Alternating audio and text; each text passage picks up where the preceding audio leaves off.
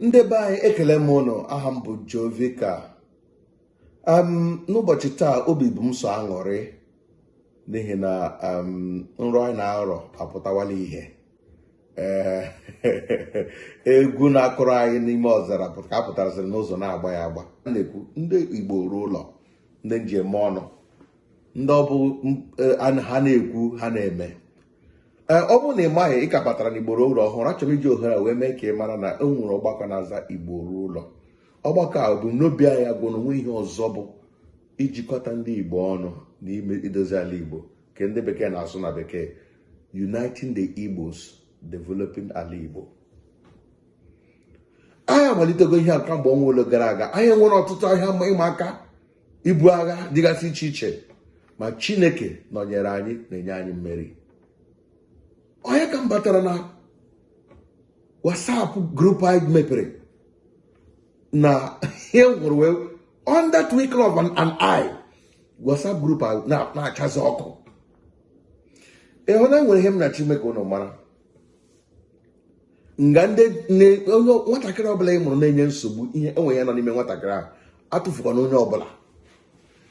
Ịma Chineke kechara ihe niile o kere n'ụwa. Mgbe o kere mmadụ gbara ya nso n'anya, mana mmadụ ahụ ka ọ hụrụ n'anya karịa ndị ihe niile o kere eke, n'ihi na ọ bụ ihe siri ezigbo ike ịchịkwa mmadụ.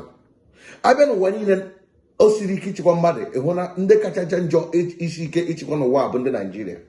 Abịa na Naijiria, ndị kacha ịchịkwa n'ụwa bụ ndị Igbo.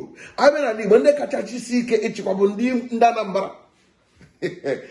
Ihe m gwara gị eziokwu, n'ihi ndị a niile m nọrọ ha na-abụ ihe ọ bụla ị chọrọ ha nwere ya. Amamihe ha ji, ego akwụkwọ ha ji, ego kedu ihe iji emere ha nganga dutu ọtụtụ ihe Chineke tinyere ndị dị otu a n'ime ihe o ji weshi ike ịha ịchịkwa ha. Na Anambra ka ọ dị ka gasị na mụ na ha, Chineke gọzie unu dị too much. Aghaghị m ikele n'ụzọ pụrụ iche mmadụ dị ka Andy Moore na mukwu ịkara aka. Ana m ekele Lady Ann Okonkwo, onye ji ọda dị ara mma mara, nwaanyị nwere ngabasị ka ịbụ ha. Ana m ekele m imi Mary Ann na onye ji ihe, na-ekelekwa onye anyị mere coordinator nke liaison office nke Lagos bụ Izuchukwu, nwanne m, Chukwu gọziere m gị, na ndị executive unu niile, asị jide n'ekonu ji. Ndị ọzọ eweli iwe na m na mbuzo na-akpọ ndị na-ekele ha mere ihe tụrụ m n'anya. Igwe eziokwu, platform nke ndị liaison office nke Lagos ka ukwuu nke national nọ 660 something, mana nke ndị Lagos nọ na-achụwa 700. jide n'ekonu ji unu nwa aka. So ndị niile batara ọhụrụ, biko tutu m aga n'ihu, ọ bụrụ na ị na-esonye na Jovika TV, ngwa pịara m aka na subscription. Ọ naghị efugo ego ọbụla. Onwe ego ọ na-efuga ọjọọ sụ gị ga-enwe ike mara mgbe ya ga na-ewepụtara gị ihe mmemme dịgasị iche iche. Pịa aka na share button, mee ka mmadụ soro gị na-ele ha. Igbo Ruo Ulo akwụdogo, onwe ihe dị ka ịla azụ. We are not going back anymore. Ana m ekele unu, na-ekelekwe ndị chapter niile, Abia chapter na executive unu, Chineke gọziere m unu. Na-ekele ndị Anambra chapter, Chineke gọzie unu. Na-ekele Ebonyi chapter na ndị executive unu niile, Chineke gọzie unu.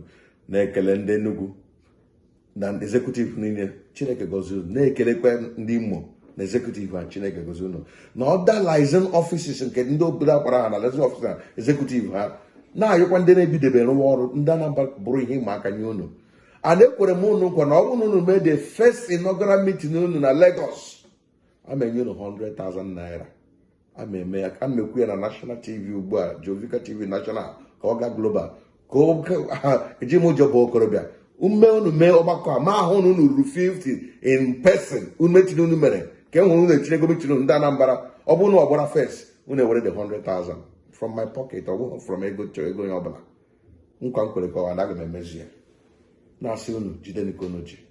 Aghaghị m ichetakwara anyị na ebumnobi anyị ji hiwe Igbo Ruo Ulo bụ ịchịkọta ndị Igbo ọnụ, were na ohere a na-eme ka ndị Igbo ndị ọzọ ndị ga-ekwenye ka ha soro anyị n'ihe anyị na-eme.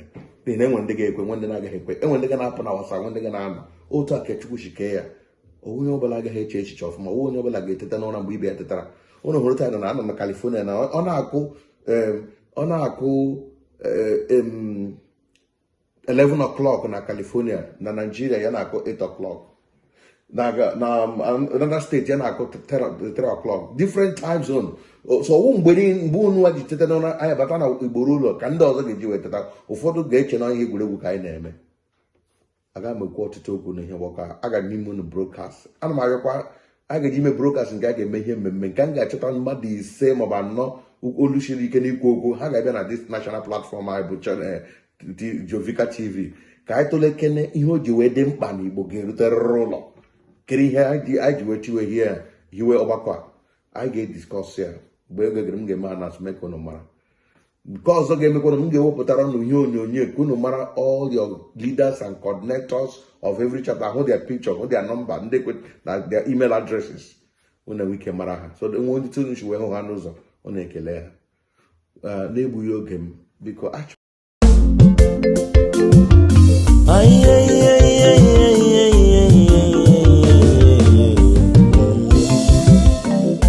If you no get information, you are already deformed. Why not go to your YouTube? Jovika TV. Hey, you want them for Facebook? Jovika TV. Instagram and Twitter. Jovika TV. Abi, you want them for TikTok? Jovika TV. Abi, now WhatsApp you want them? Jovika TV.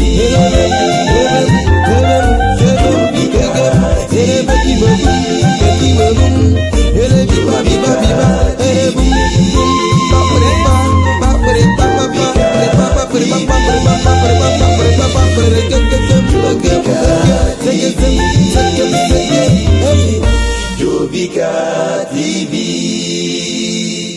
poised to reach you with the truth.